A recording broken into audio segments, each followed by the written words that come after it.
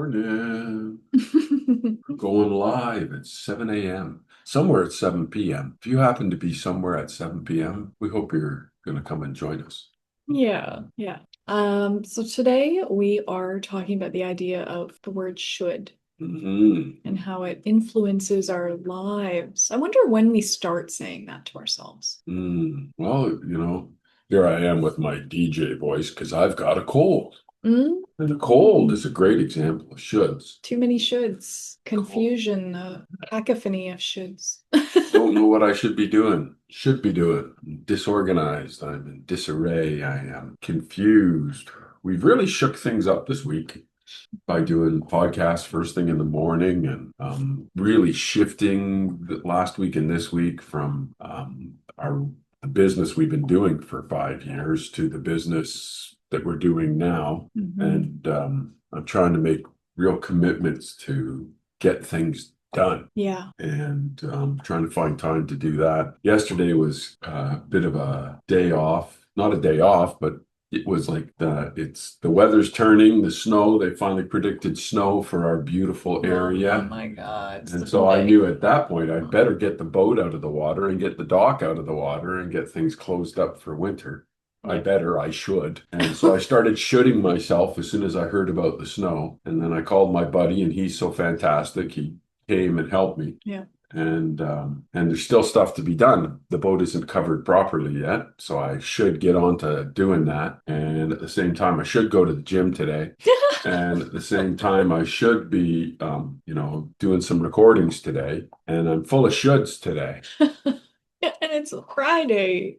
And it's We Friday, should which be is just laying around, sipping exactly, coffee, right? exactly. It's Friday. It's the end of the week. What the hell, Yeah, I should be relaxed. yeah. Yeah, so I'm shitting the heck out of myself. Shoulding, not shitting.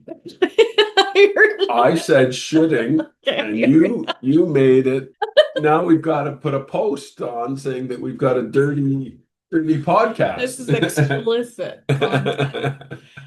Oh my gosh. Anyway, I think that's part of the reason I have a cold. So I took my throat lozenge and I drank my vitamin C Mhm. before I had my coffee because I should do that before my coffee. And it's amazing how many rules we put on ourselves. Yeah, like this morning, we were discussing this before heading into this topic this morning, and I woke up at 4:30 this morning and laying there thinking I should get up and I should start making things and I should start posting things, and I did.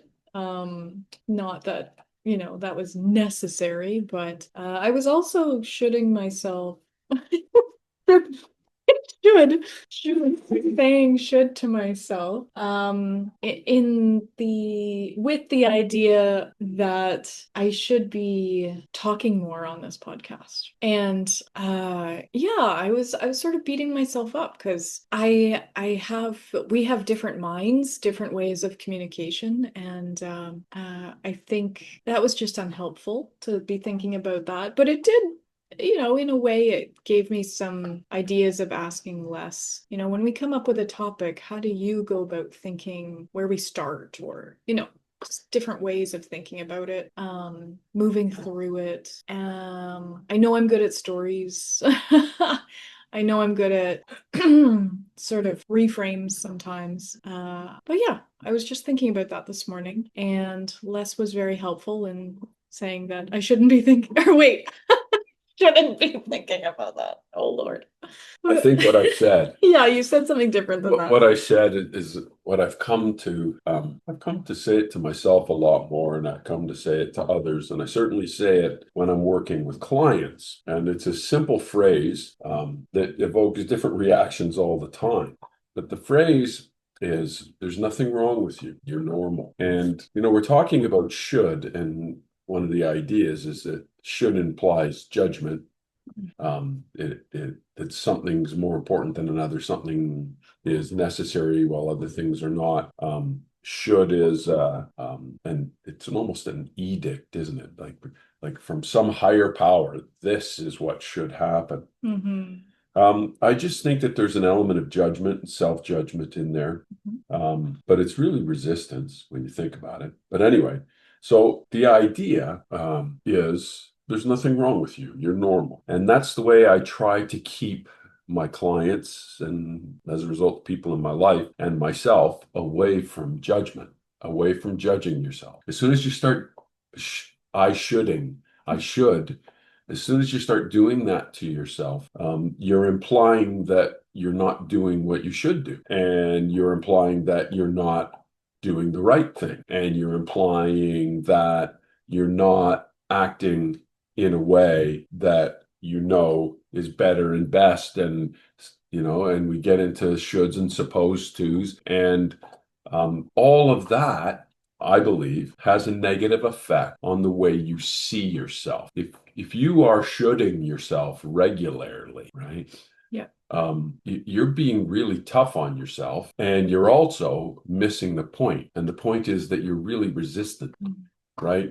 I should take my vitamins. Well, no, obviously I'm resistant to taking my vitamins because I don't think of it every day. And I don't do it every day. And maybe there's a reason I don't like it. And maybe, yeah, we can be hypnotists and go back to that moment that mom made you eat some vitamin that tasted horrible and you just associated that your whole life, that vitamins are yucky. They have to be the Flintstones or else it's no go. Yeah, to me, even then they tasted bad too. Yeah. The point is that the point is that we have these resistances to things. And that's really, really normal. We come about all of the habits, mental habits, thought habits, behavioral habits, all the ones that we come out of life with that are not helpful. We come about them honestly. And judging ourselves or judging the circumstances is not a helpful step. It really kind of locks in a negative emotion. Right? Taking that, I call it the unnecessary next step. I prefer my health when I take my vitamins every day. Should I take my vitamins? No. I want to take my vitamin. Yeah. I will take my vitamin.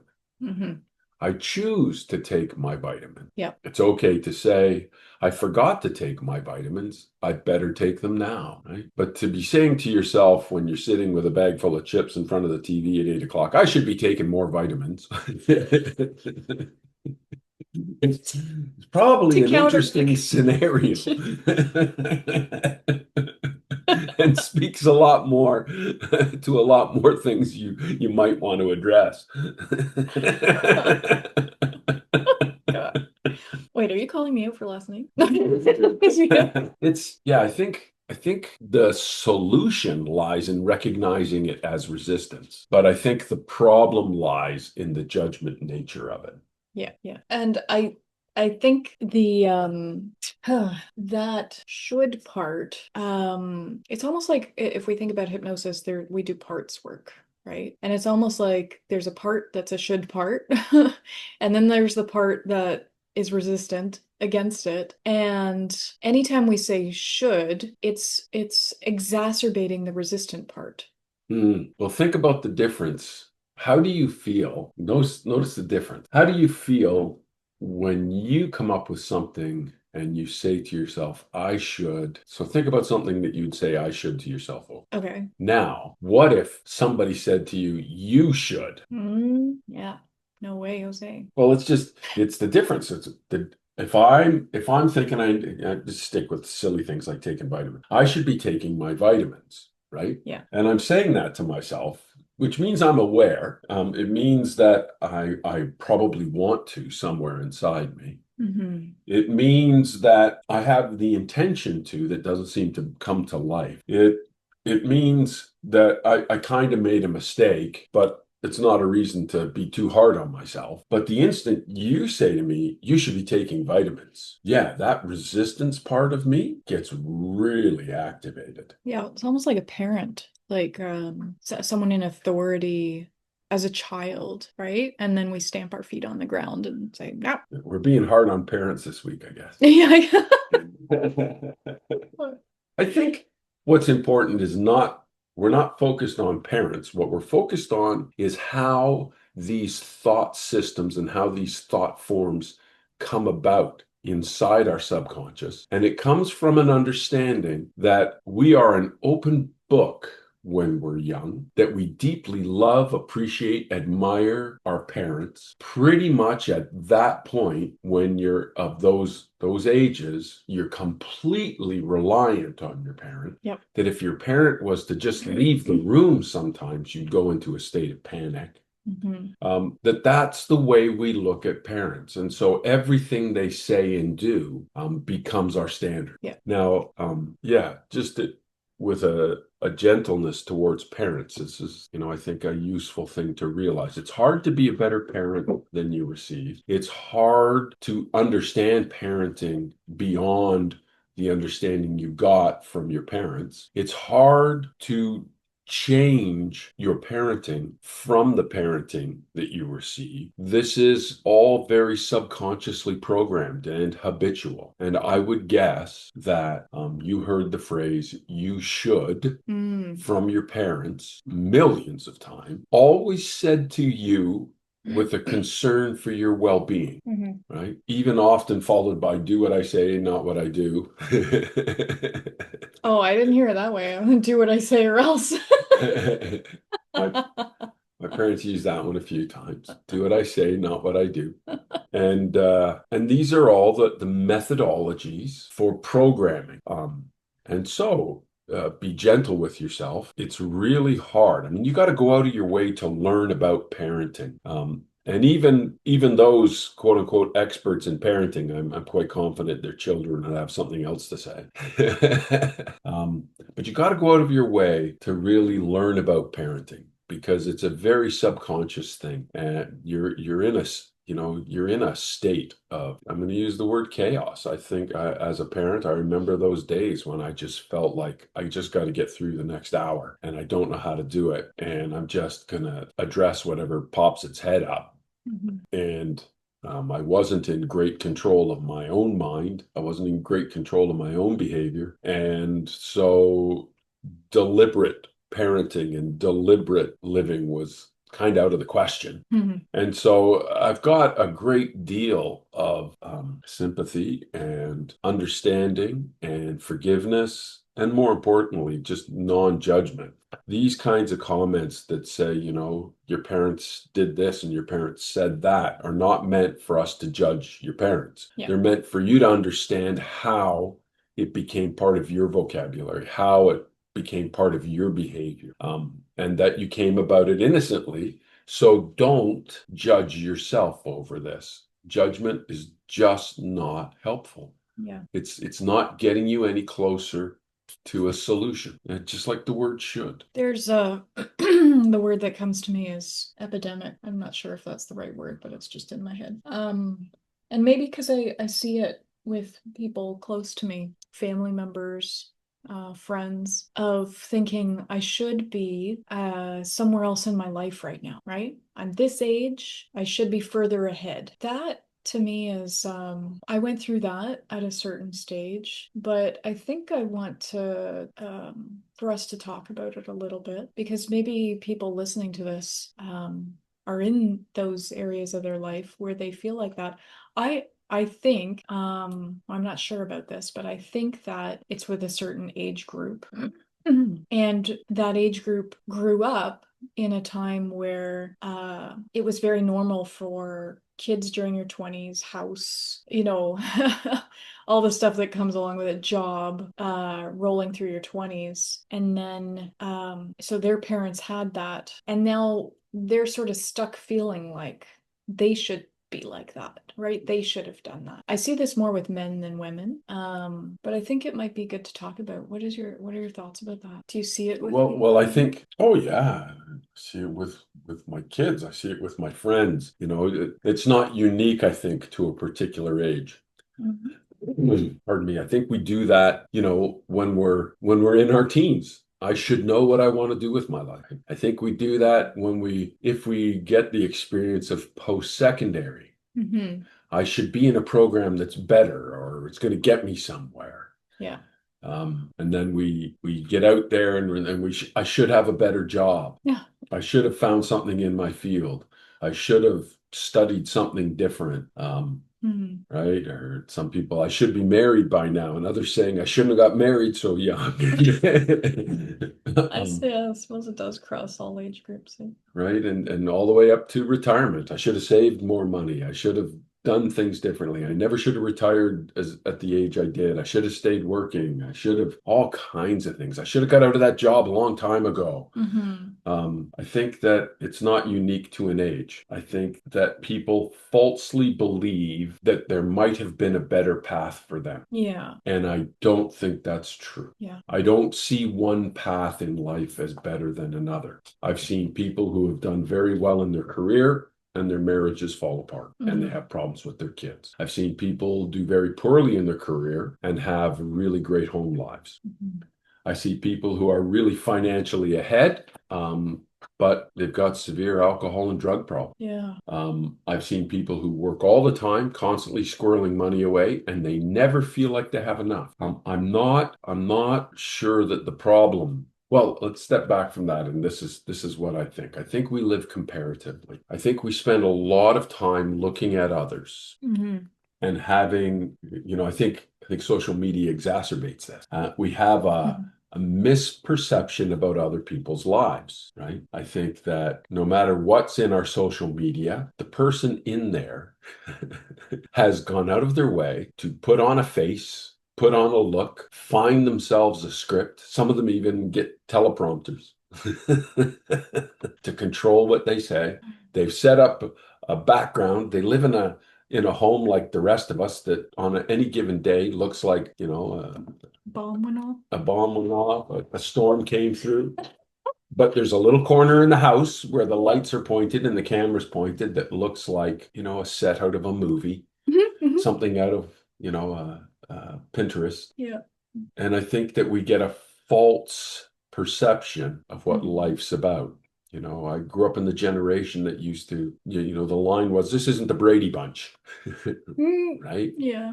A blended family where everybody loved each other and got along. And they had a housekeeper too, which was, and they had this gorgeous house that they all seemed to find. Everybody had their own bedroom. And, Hmm. we looked at that as a kind of a standard Hmm. that was just totally unrealistic, not even Yeah. close to the way human beings live. They had 6 kids. I grew up in a house of 6 kids. It sure didn't look like that. But I can tell you that we loved each other Yeah. in our own difficult ways at different times in our lives. And here we are now, all those years later, and the love remained. But we have this tendency to idolize things and compare ourselves to others and simplify life, looking at single dimensions of life and saying this is the most important thing. And you're allowed to do that. You're allowed to prioritize your life any way you want. And if your priority is coffee in the morning, well, God bless you, go for it, right? At least you can say that part of your life is going really well.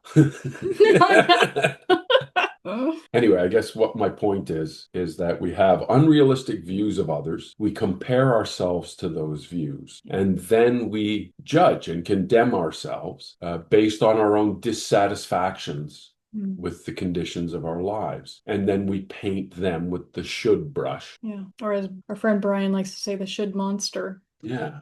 I love that. Should monster comes to town. Yeah. And when the should monster comes to town, they tend to hang around for a little while. Yeah. It usually takes a significant number of shoulds before we even notice that we're shoulding ourselves. Mm-hmm.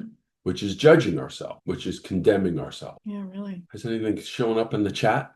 Is anybody listening to us? Yep, Barb is listening. She says, "Oh, dang, sorry I wasn't there to help with the boat." Don't should yourself, Barb. Yeah. So I guess, being aware that it's resistance, Mm-hmm. being aware that it's judgment, being aware that it's inaccurate comparison. The question becomes, how do I overcome this habit that I have acquired of thinking of myself as not doing what I should do? Yeah, exactly. So she's asking, number one, so how do we say it differently? And should can motivate and encourage, but is it always bad?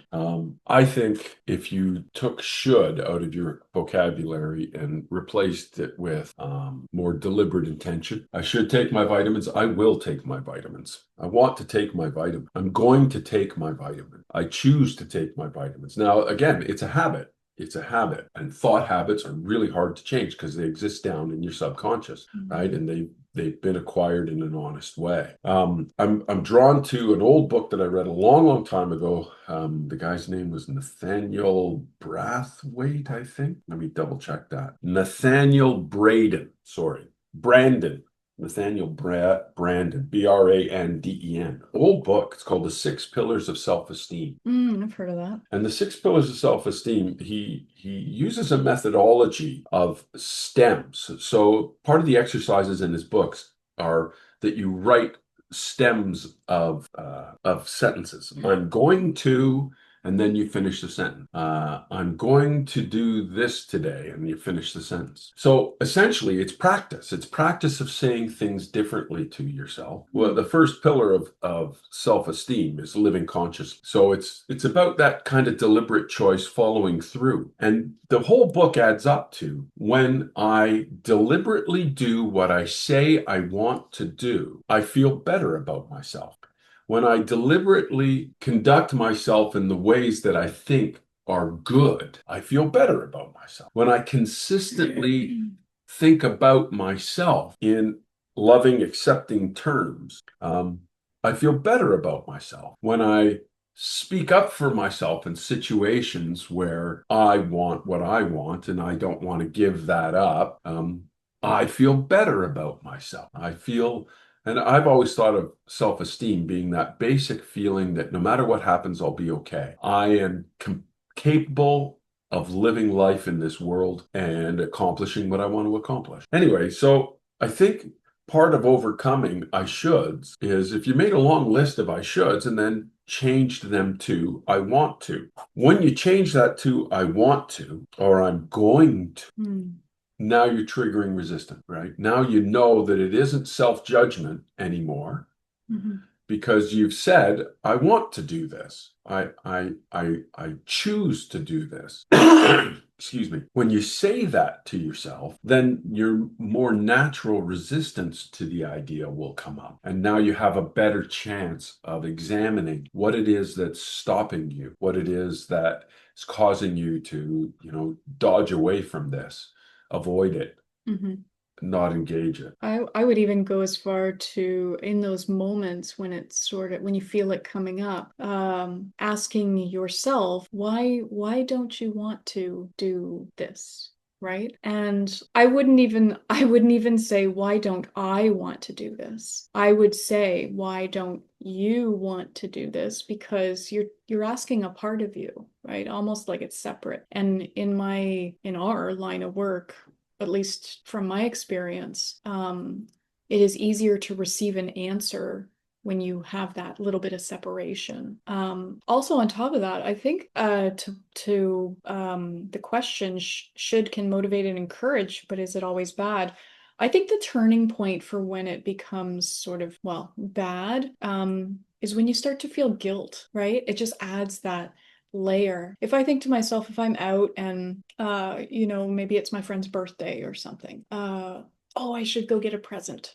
Oh, I should go get her flowers or something like that. I think should has become sort of a habit thought too, right? If we think about words that are habits in our mind. I'm not resistant to going to get her a present. In fact, I'm excited to go look around and see what she would like. But I think the turning point is when we are saying these shoulds to ourselves, and then it becomes guilt. Well, that's how you know that it's a judgment. Yeah. Right? Guilt is the emotional reaction to saying I've done something wrong. Right? Judgment is the imposition of rules. It's the imposition of usually somebody else's rules. It's the imposition of a condemnation because of conditions, situations that you find yourself in.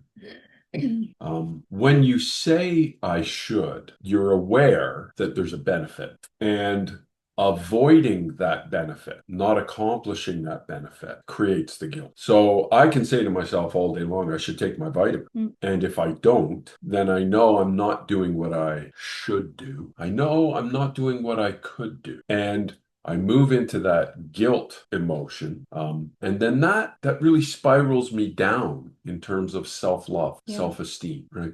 So to change that language, to think about, linguistics for a minute, to change that language, and it's different in every language, and it'll be different in the way people use language. Where we come to the table as goofy Canadians, eh? And so we have our language, but the point is you've got to find what your language is. Should seems to be pretty universal.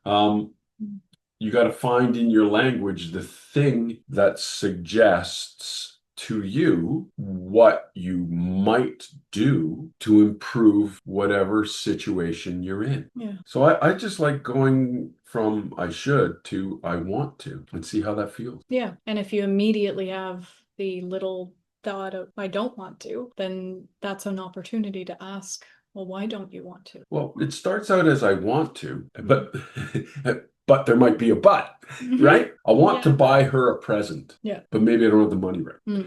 I want to buy her a present, but maybe I don't have time right now. I want to buy her a present, but she might feel really awkward if I do.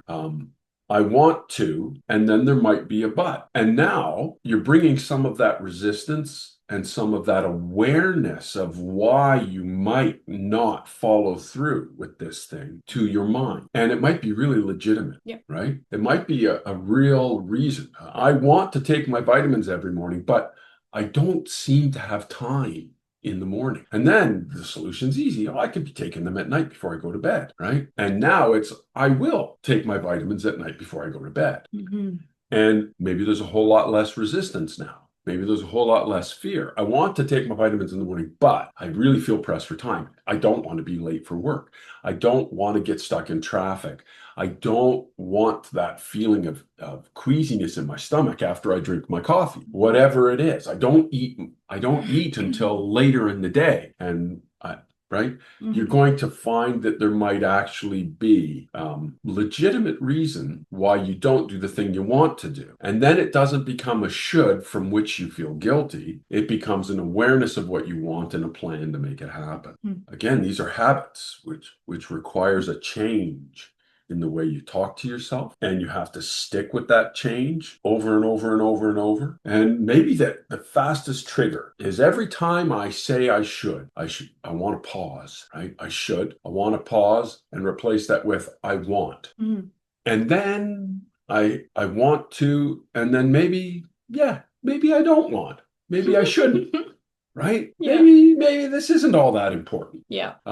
Allow yourself the chance to reconsider the conditions of the should. Yeah, that's a good way of putting it. Yeah, I think it's too often that I say it to myself.